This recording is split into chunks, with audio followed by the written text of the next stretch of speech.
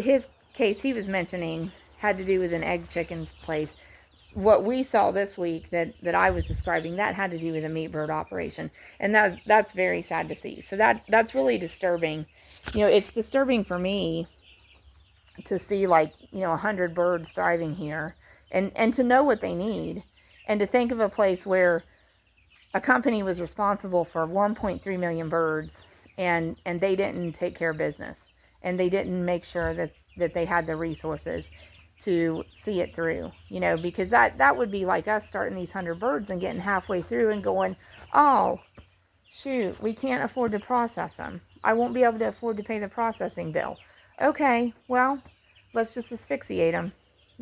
That's really what it's like. In the case of the one in Iowa here this year, that's what it came down to. They were already really in financial trouble to start with, in ongoing financial trouble, and they continued to have these contracts with farmers to raise these birds. I get it. I get how contracted the timetable is, because like these birds here, their processing date was set up first for December 4th of 2024. It was set the first week of December 2023. So their processing date was set 11 months before they were even hatched, So I get how expanded, I said contracted, I get how expanded the timetable is, but, like in my mind, that doesn't make it right.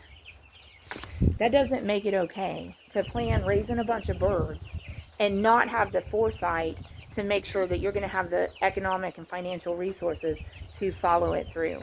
Because that's what would happen. Like when we take them to the processor, it's going to cost a certain amount to get them processed. My last flock was 400 plus birds, and we had a lot of custom cuts made, but it cost me $3,400, $3,450 to get that flock processed. Okay. If I'd have got to like week 4 and said, oh no, I'm not going to have the money to process them. Oh, well, I guess we'll just absorb the loss. Let's just asphyxiate them. How irresponsible on my part that would be. How irresponsible on the part of these big companies. But you know what? We keep them in business because we keep buying what they're selling at the supermarket. So we got to stop that. So anyway, I know I probably seemed really dry and flat about talking about this, but it's so I don't get really ramped up, because we get talking about that and it really upsets me. If we're going to raise birds like this, it's just like my dog. It's just like my Gus. If I'm going to raise a dog like that, I need to acknowledge that I'm going to have to pay to get him haircuts. Okay.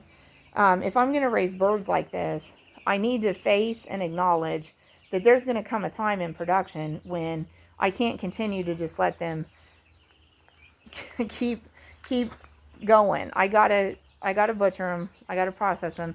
I gotta either have the emotional wherewithal to take care of that, or I gotta have the financial means to take care of it at the processor. Okay, so same thing with these birds. We gotta have the means to feed them. We gotta have the means to take care of them.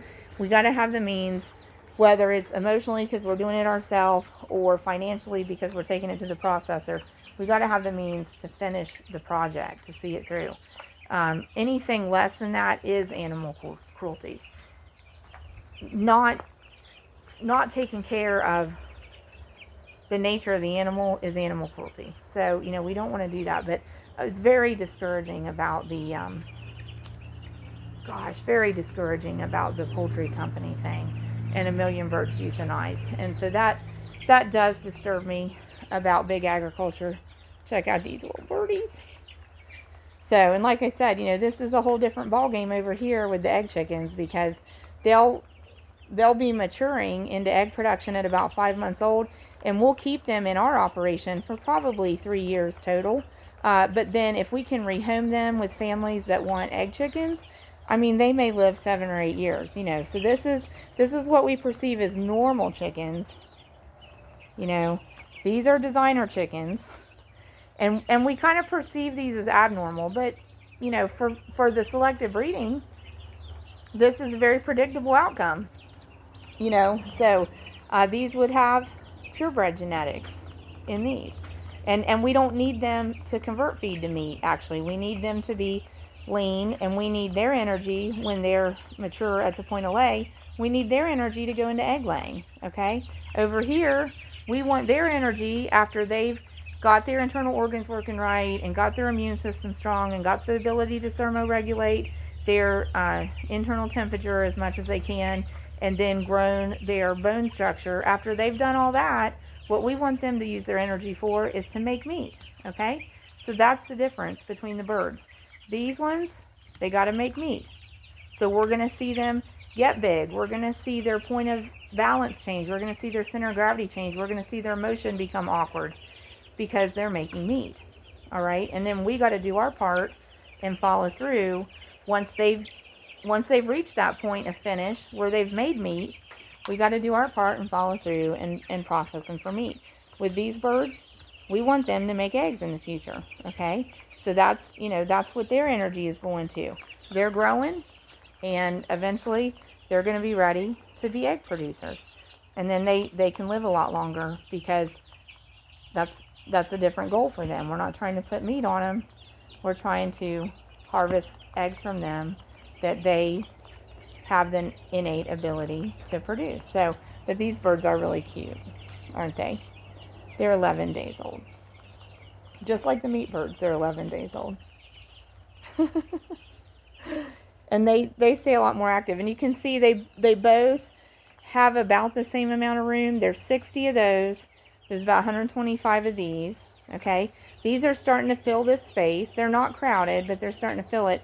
They will need an expansion. These birds will need an expansion within a week, I would say. Okay, they're also about ready for us to switch over to the larger feeders like this.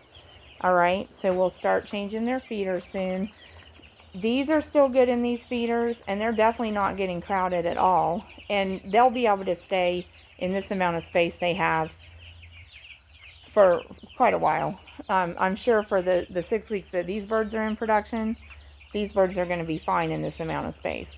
But these birds are going to need a little bit of an expansion, so we may try to come out this way, or, we may just, in general, we'll set these feeders, and these are waters, we'll set these feeders and waters evenly spaced throughout all of this area, and we may just take this wall down, let these birds come on over, and these birds will have been already butchered at that point. So here's feeders ready to go in. There's ones that need cleaned and filled. So, just, oh, look, there's a good look at them. Just taking care of keeping these birds comfortable, cozy, happy, fed, healthy. And that's why we encourage y'all, please do take seriously. You can raise livestock and produce your own protein, or go hunt and gather your own protein. You can raise produce, but we do encourage you, raise food if you can, but we encourage you, source food from small farmers that are local to your area and support this kind of agriculture, please.